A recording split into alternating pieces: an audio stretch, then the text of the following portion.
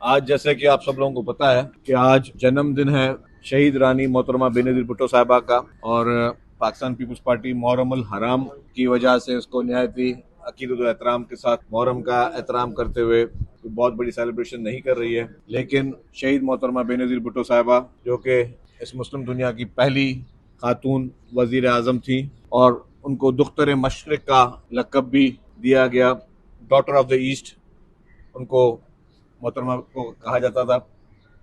और शहीद मोहतरमा बेनज़ीर भुट्टो साहिबा की जो जमहूरियत के लिए जिदोजहद थी, जो मार्शल के अदवार में जिस तरीके से उन्होंने डट कर डिक्टेटर का मुकाबला किया और जिस तरीके से उन्होंने कैद बंद की सोबतें बर्दाश्त की और जिस तरीके से उन्होंने पाकिस्तान में जमहूरियत के लिए, जमहूरी इक़्तिदार के लिए और लोगों के लिए जिदोजहद की, उसकी इस पूरे खित्ते में कोई मिसाल नहीं मिलती। पाकिस्तान में मिसाइल टेक्नोलॉजी हो, ख़वातीन के लिए फर्स्ट वुमेन बैंक हो, ख़वातीन के लिए वुमेन पुलिस स्टेशन हो, ख़वातीन के लिए लेडी हेल्थ वर्कर प्रोग्राम हो, या ख़वातीन की एम्पावरमेंट के लिए जो जिदोजहद शहीद मोहतरमा बेनज़ीर भुट्टो साहिबा ने की और पॉलिटिकल वर्कर्स के लिए जो उन्होंने जिदोजहद की, और जिस तरीके से शहीद मोहतरमा बेनज़ीर भुट्टो साहिबा अपने वालिद कायद अवाम शहीद ज़ुल्फ़िकार अली भुट्टो साहब के मिशन को आगे लेकर चली, ये उस वक्त के जनरेशन को तो पता है, लेकिन आज की जनरेशन जिन्होंने शहीद मोहतरमा बेनज़ीर भुट्टो साहिबा को नहीं देखा हुआ है, उनको ये चीज़ बताने की ज़रूरत है कि पाकिस्तान में इतनी निडर लीडर, इतनी निडर खातून लीडर और इतनी निडर पूरे दुनिया की अजीम लीडर जो है वो हमारी कायद शहीद मोहतरमा बेनज़ीर भुट्टो साहिबा थी। हमें दुनिया में पाकिस्तान की जो पहचान थी, अगर आप कहीं बाहर जाते थे तो जब बोलते थे आप शुरू में कोई कहाँ से आए, तो जब आप बोलते थे पाकिस्तान से आए तो कहते थे कि जो बेनज़ीर भुट्टोस कंट्री। तो इस हद तक जो है पूरी दुनिया जो है वो पाकिस्तान की पहचान जो है वो शहीद मोहतरमा बेनज़ीर भुट्टो साहिबा को समझती जी। तो आज हम नहायती अकीदत व एहतराम के साथ उनको खराज तहसीन भी पेश करते हैं मोहतरमा बेनज़ीर भुट्टो साहिबा को। और मैं समझता हूँ कि ये एक हम सब के लिए, हमारे नौजवान नस्ल के लिए कि ऐसे निडर बहादुर लीडर जिनको जब पाकिस्तान आई 18 अक्टूबर को उनको थ्रेट्स भी थे और थ्रेट्स के बावजूद पाकिस्तान आई अपनी मुल्क में जमहूरियत के लिए, और फिर उनमें उन बुज़दिलों ने, उन दहशतगर्दों ने उनको पिंडी में शहीद किया। तब भी मोहतरमा को थ्रेट थे, लेकिन उन्होंने कहा कि मैं अपने अवाम से दूर नहीं रहूँगी। तो पाकिस्तान में, और वाहिद अगर कोई सियासी जमात पाकिस्तान में, अब आजकल भले कितनी भी जमातें बन जाएं, कितनी भी जमातें अपने नए नज़रिए दे दें, लेकिन वाहिद जमात पाकिस्तान में पाकिस्तान पीपल्स पार्टी है जिसकी लीडरशिप ने जो है वो जान के नजराने दिए। इसके अलावा पाकिस्तान में कोई ऐसी जमात नहीं जिसकी पूरी की पूरी लीडरशिप ने जान के नजराने दिए हो। तो पाकिस्तान पीपल्स पार्टी वो इस पूरे पाकिस्तान की वाहिद सियासी जमात है जिसने जमहूरियत के लिए, अवाम के हुकूक के लिए, जिसकी लीडरशिप ने अपने जान के नजराने दिए। तो ये क्रेडिट भी पाकिस्तान पीपल्स पार्टी को जाता है। तो आज के दिन में हम उनको खराज तहसीन भी पेश करते हैं। आज एक और पाकिस्तान के लिए एक अहम दिन है, जैसे कि आपके इल्म में है कि जो अमन के लिए जो पाकिस्तान की कोशिशें थी, अमन के लिए पाकिस्तान ने जो किरदार अदा किया, उसकी जो है साइनिंग्स भी हो गई, लेकिन अब उसकी जो उसका जो एक और फॉर्मेलिटी वो पूरी होने जा रही है आज और कल में। तो ये भी पाकिस्तान के लिए नहायत ही इम्पॉर्टेंट है। इसमें हम सलाम पेश करेंगे अपनी पूरी पाकिस्तान की लीडरशिप को, और ख़ुसूसी तौर पे मैं कहूँगा कि इसमें सबका रोल रहा है। ख़ुसूसी तौर पर हमारे जो chief of defence services general Asim Munir साहब, उनकी बहुत ज़बरदस्त किस्म का उनका रोल रहा है। मुल्क के तमाम सियासी क़यादत, प्रेसिडेंट हो, प्राइम मिनिस्टर हो, जो हमारे इंटीरियर मिनिस्टर हैं मोहसिन नकवी साहब वो हो, पूरे पाकिस्तान की पूरी सियासी क़यादत की, अपोजिशन को भी मैं बोलूँगा उनको भी सबको हम मुबारकबाद पेश करते हैं कि आज पाकिस्तान को पूरी दुनिया में जिस तरीके से हमारे दुश्मन ममालिक चाहते थे कि हम पे कोई और ठप्पा लगे। लेकिन आज पूरे पाकिस्तान दुनिया में पाकिस्तान को एक अमन का मुल्क के तौर पर जो है वो पहचाना जाता है कि हम पीस लवर हैं। हम वो मुल्क है जिसने दुनिया में बड़े जो वो ममालिक जिनके आपस में बड़े मसले थे उनको आपस में एक टेबल पे बिठा के उनको हमने जो है वो बातचीत करवा रहे हैं और उनको हम लोग जो है वो मसाइल हल करा रहे हैं। हम अमन लेके आ रहे हैं, पूरी दुनिया में अमन लेके आ रहे हैं। और इस अकॉर्ड का नाम भी उन्होंने इस्लामाबाद अकॉर्ड के नाम से किया है। तो इस्लामाबाद की आज पूरे दुनिया में जो पहचान है वो हमारी मौजूदा क़यादत की वजह से है। तो मैं सबको मुबारकबाद पेश करूंगा। मैंने कहा मैं प्रेसिडेंट ऑफ पाकिस्तान को भी मुबारकबाद पेश करूंगा। मैं चीफ ऑफ हमारे जो डिफेंस सर्विसेज हैं जो आसिम मुनीर साहब उनको भी मुबारकबाद पेश करूंगा। प्राइम मिनिस्टर शहबाज शरीफ साहब को मुबारकबाद पेश करूंगा। इंटीरियर मिनिस्टर साहब को मुबारकबाद पेश करूंगा कि जिस तरीके से इन्होंने दिन रात बल्कि ना सिर्फ के पूरी दुनिया में अमन कायम करवाने में एक अहम किरदार अदा किया, लेकिन पाकिस्तान का नाम भी जिस तरीके रोशन करने में जो है अहम किरदार अदा किया, वो सब जो है मुबारकबाद के मुस्तहक है। आज एक और अफसोस, हमारे रुकन सिंध असम्बली सिटिंग नईम अहमद खरल साहब उनका रज़ा इलाही से इंतकाल हो गया है। तो उसके इंतकाल पे भी हम सब जो हमारे नहायत ही करीबी साथी थे, मुश्किल वक्त में पाकिस्तान पीपल्स पार्टी के साथ खड़े होने वाले थे। हर मुश्किल वक्त में उन्होंने मुखालफों को बहुत इबरतनाक शिकस्त दी है। तो उनका आज इंतकाल हुआ है। तो असम्बली आज जल्दी जो है वो ख़त्म भी होगी और वो स्पीकर साहब अनाउंस करेंगे टाइमिंग, लेकिन जल्दी हम सेशन को ख़त्म करेंगे क्योंकि रवायत यह है कि जी जैसे ही किसी अगर सिटिंग मेंबर की डेथ होती है तो फिर असम्बली जो है वो कॉल ऑफ की जाती है। तो आज वो भी होगी। तो मैं समझता हूँ कि ये आज नहायत अहम दिन है और इसमें हम उनकी जो पीपल्स पार्टी के लिए जदोजहद है और एक अच्छे जमहूरी वर्कर थे, उनके लिए हमारे सिटिंग MP थे, तो उनके लिए हम दुआ गो हैं और मग़फ़िरत की दुआ भी मांगते हैं। अच्छा सर, अभी आपने क्या ज़बरदस्त बात बोली एक प्रोपेगेंडा है। जब आप जमाली साहब आप खुद कह रहे हैं कि प्रोपेगेंडा है तो उसमें जवाब देना लाजमी है या नहीं है, ये पता है मुझे। अगर आप कह रहे हो प्रोपेगेंडा, आपका नाम लिया था, मैं नाम नहीं लिया था। अच्छा खैर, दूसरी वो मैंने देखा है, वो मैंने उस टीवी के चैनल के मालिक को भी लिखा है। अच्छा हाँ, अब मैं आपको बताऊँ, मैंने उस टीवी चैनल के मालिक को भी लिखा, उस टीवी चैनल के एक और जो नंबर 2 है उसको भी लिखा, फिर उस एंकर साहब को भी लिखा। मैंने कहा जी आपने जो है वो जो खबर चले उसमें सदाकत नहीं है। और दूसरी बात देखें, अनफॉर्चुनेटली मीडिया का बड़ा एहतराम है, लेकिन मीडिया में अब कहते हैं कि अगर काम ना हो तो अपनी तरफ से बैठ के मनगढ़ंत खबरें बनाई जाती हैं। अभी आपने इससे देखा बजट से पहले कितना था कि जी वो कौन सी 28वीं तरमीम आ गई, ये हो गई। कितने चैनल के एंकर्स ने कही बात है। ये ऑलमोस्ट सारे बड़े छोटे चैनल में 8 बजे का और 10 बजे का शो ये था कि जी ये 28वीं तरमीम आ रही है और जी और पीपुल्स पार्टी को जो है वो ये प्रेशर और ये कहाँ गई 28वीं तरमीम। हाँ, NFC पे भी आया, कहाँ गई वो सब चीजें। तो माजरत के साथ मैं लफ्ज इस्तेमाल नहीं कर सकता। अगर मीडिया में बैठे हुए लोग ये समझें, और अब उससे ज्यादा बढ़ गए हमारे माशाल्लाह यूट्यूबर हजरात, और जिनका बस वो क्या कहते हैं सिर्फ एक क्लिप में ऊपर हेडलाइन बनानी होती है, क्लिप में ऊपर हेडलाइन बनानी होती है जिसमें कुछ चटपटी चीज हो, फिर ये तब्दील हो रहा है वो तब्दील हो रहा है। कोई तब्दीली नहीं हो रही।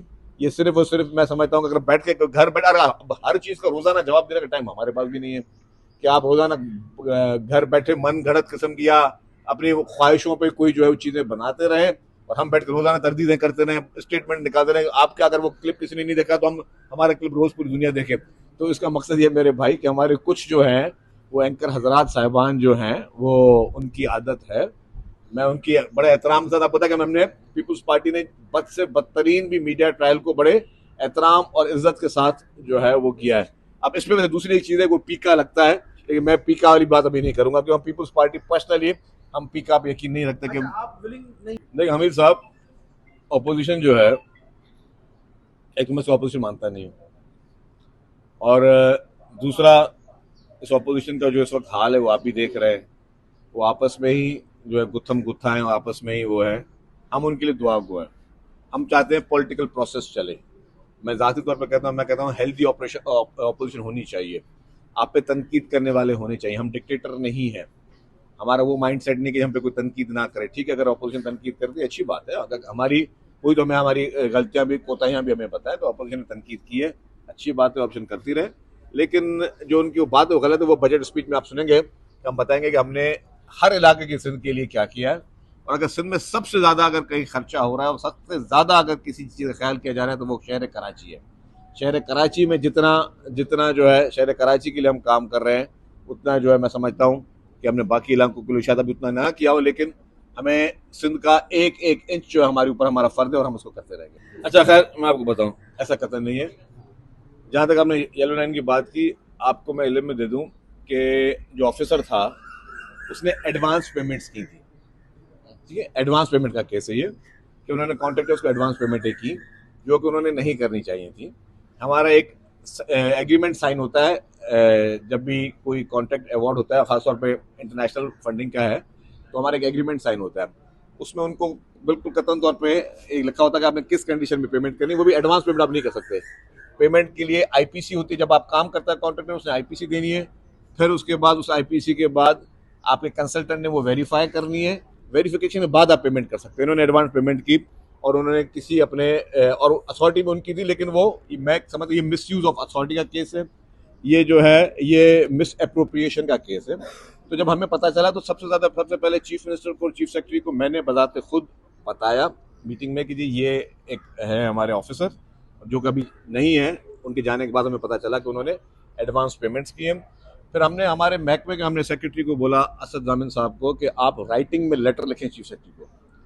ये कंप्लेंट हमने राइटिंग में की, ये तो अभी एक्शन तो अब हुआ है, हमने ये मार्च में ही राइटिंग में कंप्लेंट्स की हुई हैं सारे चीज़ हमारे पर, और राइटिंग में लेटर हमने लिखा हुआ है। तो ये इसके कंप्लेंटेंट हम खुद है। तो ये कहना कि जी कोई और कर रहा है, तो इसके कंप्लेंटेंट भी हम खुद थे। हमने कहा कि जी ये मिस अप्रोप्रिएशन का केस है और ये एडवांस पेमेंट का केस है, और एडवांस पेमेंट अगर और भी किसी महकमे में अगर हुई है, आप बता रहे हैं, तो उस पर भी एक्शन होना चाहिए और होगा। अगर किसी और महकमे में एडवांस पेमेंटें की हैं इस तरीके से, तो जो एक्शन यहाँ हुआ एग्जैक्टली वही एक्शन वहाँ हम करवाएंगे। बिल्कुल मैं विलिंग नहीं हूँ, बिल्कुल विलिंग नहीं हूँ। मैं आपको साफ बता रहा हूँ, ये फैसले पार्टी ने करने। एक बेहतर वजीर आला आपके पास मौजूद है, जो कि वजीर आला जो परफॉर्मेंस दे रहा है। आप पाकिस्तान के 4 वजीर आलाओं का मुवाजना कर रहे हैं, आपको एक बेहतर वजीर आला मिल रहे हैं, तो फिर आपको क्यों खामखा चेंज? हाँ, चेंज जब आती है जब आप कुछ चीज़ें आपकी खराब हो रही होती हैं, आपकी चीज़ें दिन ब दिन बेहतर हो रही हैं, आपके प्रोजेक्ट्स कंप्लीट हो रहे हैं, आपकी चीज़ें बेहतर हो रही है। तो ये वो ख्वाहिशी जो है चीज़ें, और आपको बताऊँ कि अगर उनको सोचे ना, तो मैं समझता हूँ अगर उनके पूरे प्रोग्राम के वो लफ्ज देखें कि जी कि एक तैयार है, एक तैयार नहीं, एक राजी नहीं, तो ये मैं समझता हूँ कि ये और किसी के खिलाफ नहीं, ये मेरे खिलाफ साजिश है। ये किसी और के खिलाफ नहीं, ये मेरे खिलाफ साजिश हो रही है।